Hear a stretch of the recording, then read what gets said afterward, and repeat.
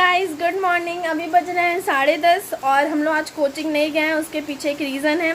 और हमारा कल फास्टिंग था तो ख़त्म हो गया है। हम खा लिए छोले चावल, मम्मी बनाई थी, आके बहुत ज़्यादा अच्छा लगा। और कोचिंग ना जाने का रीज़न ये है कि कल रात से बहुत तेज़ बारिश हो रही है और उधर मेरी बहन खांस भी रही है। रुकिए मैं आपको दिखाती हूँ।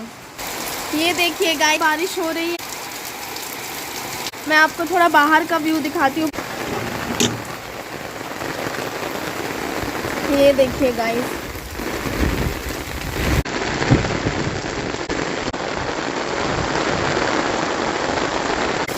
कल रात से ही बहुत ज़्यादा बारिश हो रही है, बहुत ज़्यादा। इसलिए हम लोग कोचिंग नहीं जा पाए।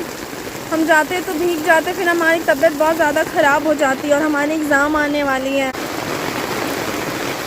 रांची के मौसम की यही बात है, कब बारिश आ जाएगा बहुत तेज़, कब धूप आ जाएगा बहुत तेज़, गॉड नोज़। ठीक है, फिर मिलती हूँ, बाय।